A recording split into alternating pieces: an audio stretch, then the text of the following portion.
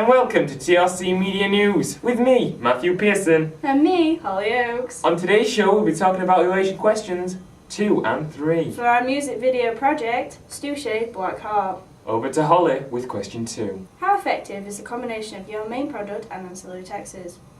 We believe we effectively combined our main product and our ancillary texts with a similar artistic style and intertextual references presented in the music video through mise-en-scène and creativity in relation to the theme of girl groups and heartbreak, which David Bordwell 1989. said that any theme can appear in a genre. As a group, we created a music video with 3 ancillary texts for our band name Stooshay for the song Black Heart. Our target audience for this piece is 16 to 22-year-olds, ABC1 with disposable income, as this age group would be stereotypically targeted by our video of Black Heart. First, let's look at the digipack of our product. We created a poster and a CD digipack for our band, creating a brand identity, and a house style is very important. It creates a unique style within the ancillaries and the music video itself to attract more consumers and associate all the ancillaries with the girl group. We have used specific images and mise-en-scène to create the perfect perception of our products. After a few attempts at these, we had to make sure they matched one another, and so we settled on the creation of the background tool to create a bubble pattern effect, and coloured this a light pink, stereotypically targeting the female audience. The colour scheme I used, no more than 3 colours, were pink, black and white. These colours create the stereotypical girl group look, being bubbly and pretty in pink. The typography of the digipack and poster both use a sans serif font, which is continued throughout the ancillary texts. This all links with the concept of language. The font connotes bubbly and fun, which conveys the stereotypes of girl groups. Rolling baths. All the products focus on the girl group. The 3 girls feature in the video, poster and digipack. This creates the emphasis of the girl group to the audience. We used 2 different photos on our front cover to what we used on the poster because we needed some more photography on our digipack, other than the photos of all 3 of us. I had a few ideas for the front cover of my digipack. I used real media texts such as the Stooshay front cover. I pastiche the layout of the background, the pink colour and the way the masthead is placed. The serious expressions on our faces of the front cover stars are used to create a sense of heartache, which relates to the themes that appear in any genre. David Bordwell, 1989. Even though one of our facial expressions is a smiley face, which breaks the conventions of the seriousness of heartbreak. The masthead on each of our ancillaries is big and bold because this should be the first thing you see after the photo. 3 girls look like they are standing on top of the masthead. This looks cool in the way of the stance of the girls. Compared to the real media text of Stooshay's poster, I've gone for the same stance, as the girls turning their back on one another and one facing the front. The inside of our digipack, we use the stills from the music video itself, so this connects the 2 products together. We use the bubbled effect to create the CD parts of the inside. This creates continuity of the pieces. We used a close-up shot of the 2 girls and the free shot of the other 2 on the panels. All in black and white to create the effect like we did in the video, where we changed the chorus to black and white. The poster we create is effective by the way we used our photos to create a preferred meaning Stuart Hall, 1980. of a girl group. Created in Photoshop, I used the same bubbled effect as we used on the digipack to create continuity through our ancillaries. The photos of the girls are a long shot, head to toe in black dresses, carrying Black Heart, and all looking directly at the camera, direct gaze, to reach out to the audience giving a personal identity.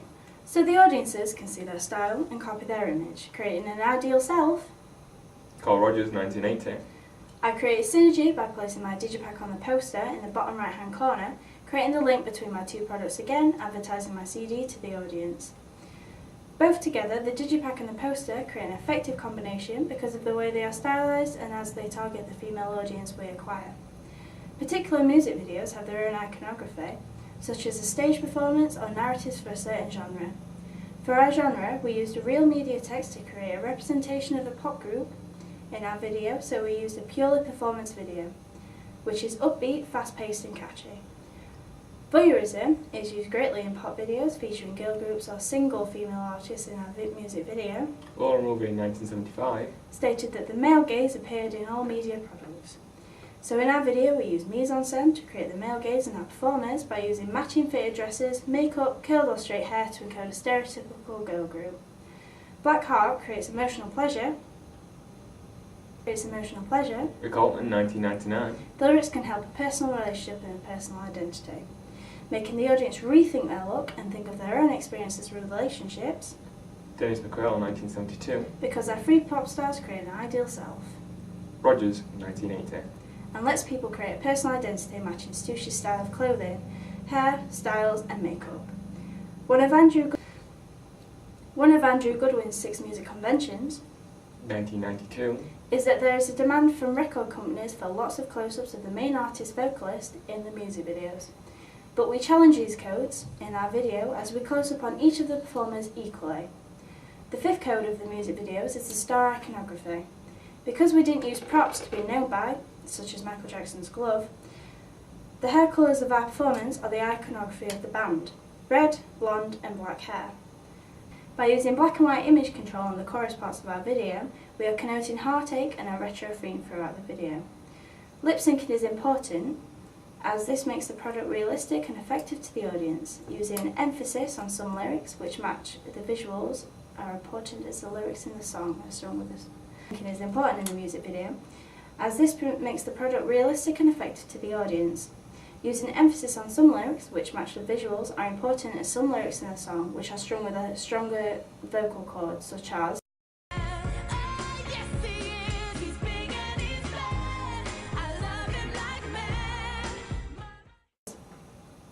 This contends with Andrew Goodwin's lyrics matching visuals theory. 1992. Some videos include a dance and song performance like the Stusshy video we produced, pictured here. The tools I used on Premiere are the cutting tool, cross dissolves, jump cuts. We use the cross dissolves to make our video flow more easily like the song does. We use jump cuts to create tense moments and in between verses. And the cutting tool to snip down our clips. Our music video was successful in the ways of editing techniques and the shot types, but it could have gone better. The dance performance could have been better rehearsed, but all in all, we put it together to look like a real media text which we produced by bricolaging the video by Stusshy. If I was to do this project again, I would have not worked in a group, as this would have hindered the workload and the production of the actual product. Both of these products are effective together because they sell the band as a brand. Over to Matt for question 3. Thank you for that, Holly. My question is question 3. What have I learnt from my audience feedback? What have you learned from your audience feedback, Matt? I'm going to tell you. Oh wow, let's listen. My music video. It was important to create an imaginary entity to be able to create a product that was aimed at a certain audience. Audience feedback was a large part of our production and evaluation process. Clartel, 2007. Stated that it was very important to carry out and gain regular audience feedback by using such things as rating collections, questionnaires, social networking sites such as Facebook to gain direct communication with your target audience. Networking site, Facebook, to gain audience feedback, as this is where most of my target audience was, and they are part of the digital native collective. Also, by using this method, I was almost able to guarantee feedback, as so many people use this site. On Facebook, I uploaded the Digipack to make sure it was suitable for our target audience and to see if anyone had any creative criticism. When I created the first edit of the Digipack, we found that the colours were not bright enough. When I created the first edit of the Digipack, we found out that the colours were just not bright enough, as this is what we get through feedback. The changes were made to the inside of the Digipack, as most of our feedback has stated that it wasn't as professional looking as the outside, as it didn't have enough creative imagery and the text didn't seem to match. It wasn't as good as the outside, as there wasn't enough creative imagery and the text didn't seem to fit with the images. So to gain feedback, from this feedback we began to make changes to the inside to make sure it was able to target our audience. So I uploaded the poster onto Facebook to gain more feedback on it. And I found that many people liked the poster. They said it looked very professional, and so we didn't have to make that many changes to it. The only thing that we did change was some of the position of the text to make it fit better to the poster.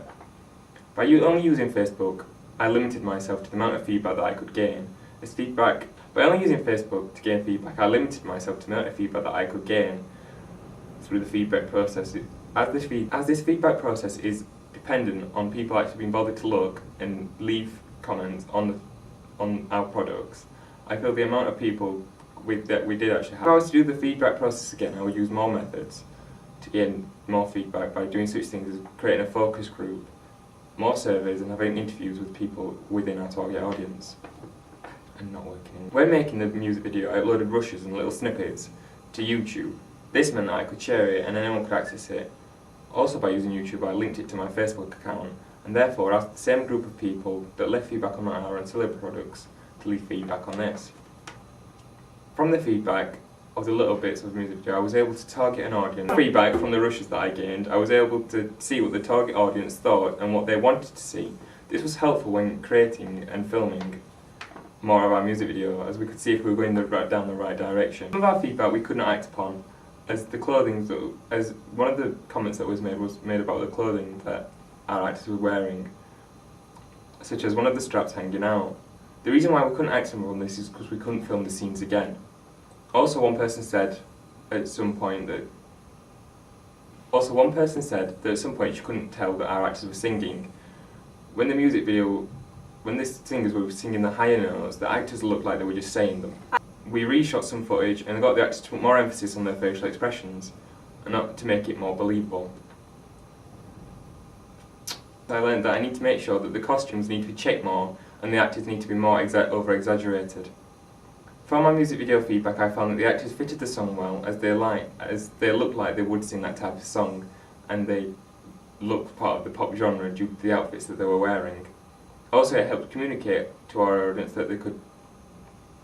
This also helped communicate with our audience, as they could then see themselves as an ideal self/partner.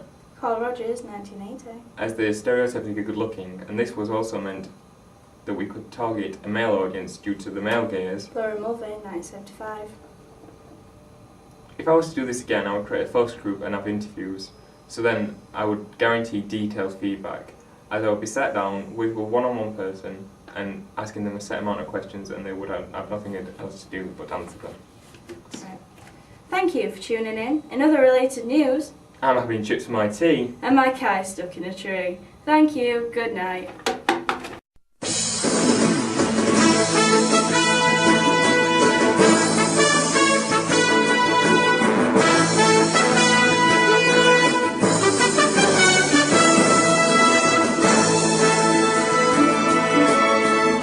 No, got anything planned?